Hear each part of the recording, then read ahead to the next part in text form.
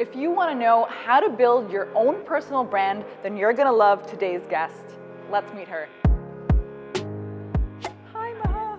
The UAE recently ranked first in the world as the best place to be an entrepreneur. And with that role in mind, you also need to know how to build and grow your own personal brand.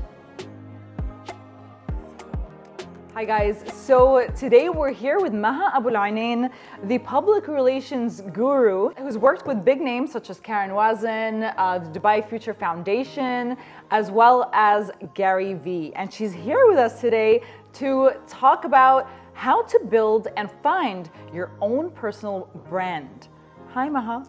Hello, Yasmin. You are ex-head of communications at Google, Netflix. But right now, you're helping people build their own brand. Yep.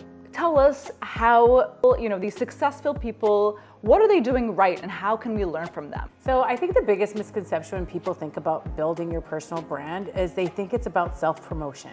Right. And when I'm working with these people that you mentioned and others that I have that I support, it's about leadership. So what is it that you're good about talking about? What do you have an expertise in? What is the thing that you feel you have leadership qualities in? Like, are you really good at photography, yoga, nutrition, fitness, whatever it is that you think you're good at, and really helping them scale and tell their stories to many people and reach them. So having a personal brand, having an expertise, and finding the right way to share it with your audiences. What's the first thing that you ask someone to know or figure out before taking them on as a client? So I think the first thing is like, what do you feel comfortable talking about and that you can do consistently? Because you don't, everything on the internet is transparent and you want to be authentic. So the first thing is like, how can you be authentic with what you're trying to communicate? So I ask them, what do you feel comfortable doing? Do you like filming videos? Do you like writing on a blog? Do you like listening to audio? So maybe you want to do a podcast. So I try to figure out what's the medium that they are most comfortable communicating in. Right, so that brings me to my next question, which is, what is the best platform for someone to get started? It doesn't matter? It depends on their industry and their business. Finding the right platform depends on what kind of business you're in and what industry you want to focus on, but most importantly, what audience are you trying to reach? What should people stop doing? I mean, is there something like, do websites still matter? Are people looking at them? You need to have that website because it's where the authority or the central location is where people can get general information about you. So if they're not following you on Instagram or they don't go to social media and use Twitter, business is still done through websites. So they're not outdated. You should definitely have one. You should keep it simple. You should keep it updated. So I'm not going to tell you about the things you shouldn't do. I'm telling you the things you should focus on. So 1, make sure you have a good social media profile. 2, definitely have a website. 3, go to events. Events are like a triple whammy. It allows you to meet people and network. There are media that are there because they're there to capture what's happening on stage and to meet some of the people that are attending. And it allows you to get social media reach because everyone who's there wants to prove that they're at that event.